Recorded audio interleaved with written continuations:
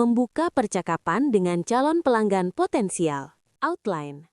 Nama, jabatan, serta organisasi tempat bekerja diperkenalkan pada awal percakapan.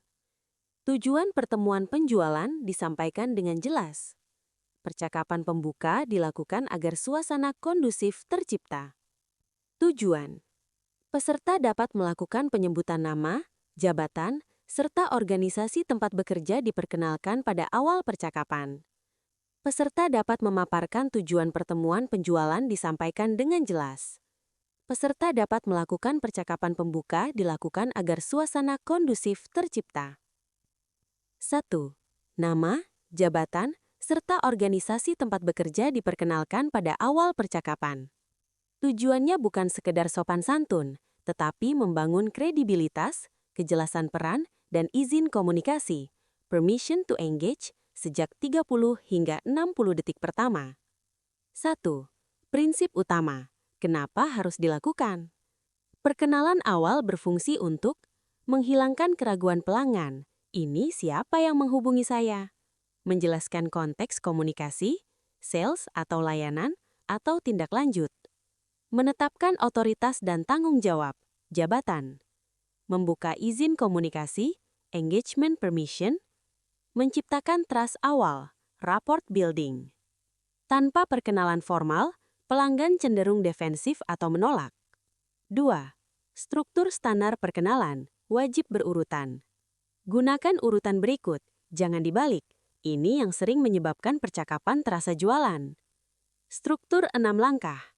Salam pembuka, verifikasi lawan bicara. 1. Sebut nama. 2. Sebut jabatan. 3. Sebut organisasi. 4. Tujuan singkat komunikasi. Skemanya adalah salam, konfirmasi, identitas, otoritas, institusi, tujuan. 3. Cara melakukannya, step by step. Langkah 1. Salam profesional. Gunakan salam sesuai waktu. Contoh, selamat pagi, siang, atau sore. Bukan, halo Pak, ini saya. Langkah 2. Verifikasi lawan bicara. Ini sangat penting dalam standar layanan dan perlindungan data. Contoh, apakah benar saya berbicara dengan Bapak atau Ibu Andi? Tujuannya, menghindari salah orang, etika komunikasi, audit compliance, khusus perusahaan besar. Langkah 3. Sebut nama. Sebutkan nama lengkap, bukan hanya nama panggilan. Perkenalkan, saya Muhammad Rasya. Kenapa? Nama lengkap meningkatkan legitimasi dan kepercayaan. Langkah 4. Sebut jabatan. Ini bagian paling sering dilewatkan, padahal jabatan sama dengan otoritas. Saya sebagai sales manager. Fungsi, menjelaskan kewenangan, menentukan level diskusi. Admin, not manager. Langkah 5. Sebut organisasi. Harus jelas, tidak disingkat. Dari PT Agrinas Palma Nusantara. Ini menjawab pertanyaan psikologis pelanggan. Dia mewakili siapa? Langkah 6. Tujuan singkat komunikasi. Singkat saja.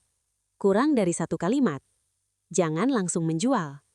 Saya menghubungi terkait program pelatihan dan sertifikasi sales manager yang sebelumnya Bapak atau Ibu minati. Ini disebut konteks framing. 2. Tujuan pertemuan penjualan disampaikan dengan jelas. 1. Prinsip utama. Short, structured, controlled. Tujuan meeting harus short, kurang dari 4 kalimat. Structured, ada alur logis. Controlled, Anda mengendalikan arah diskusi. Jika lebih dari 1 menit, biasanya sudah tidak efisien. 2.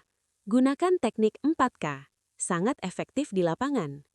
Ini teknik praktis yang biasa dipakai dalam profesional konsultatif selling.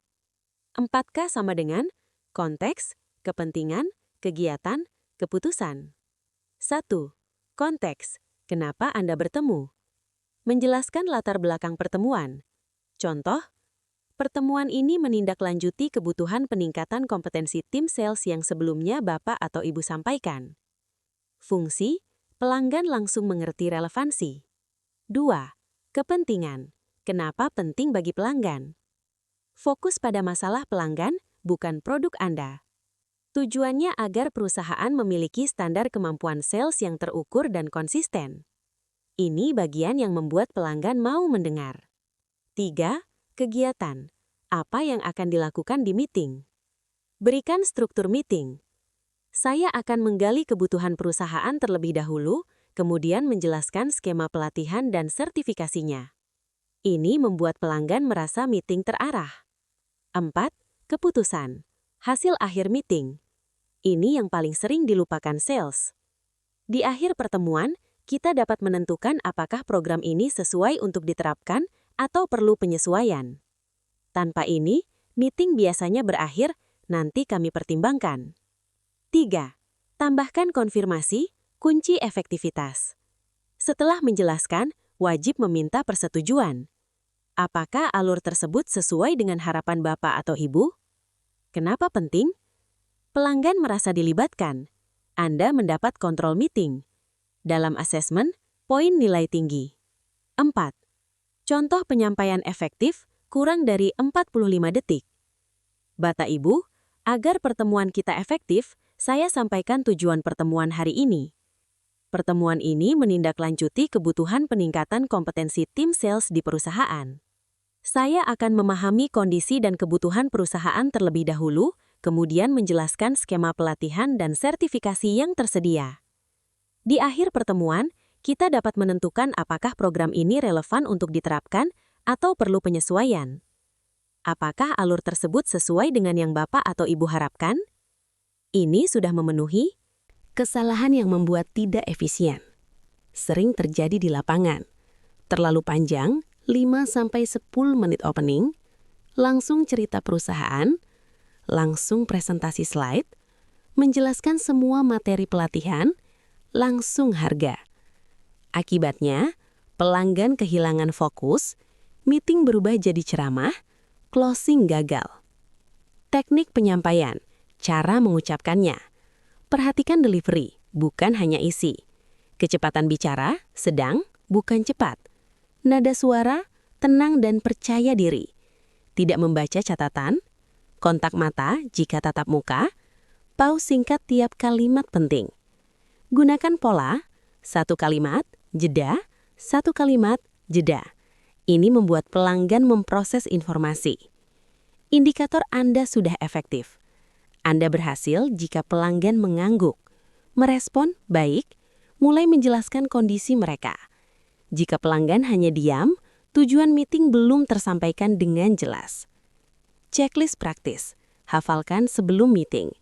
Sebelum masuk ruangan, pastikan Anda siap menyampaikan kenapa kita bertemu, apa yang akan dibahas, apa manfaat bagi pelanggan, apa keputusan di akhir.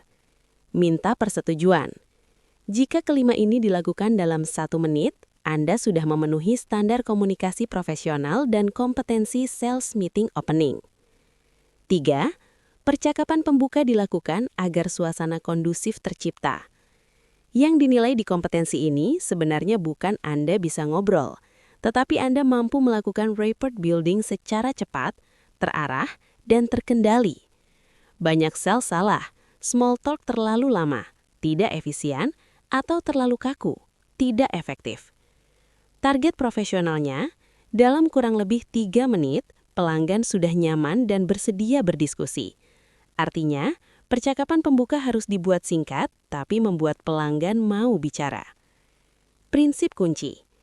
Opening conversation yang efektif memakai konsep warm up, trust, transition. Warm up, mencairkan suasana.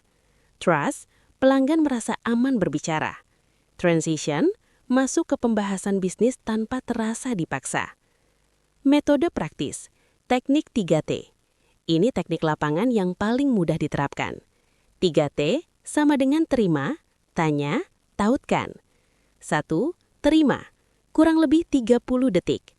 Tujuannya menurunkan ketegangan awal. Lakukan, salam, apresiasi waktu, nada tenang.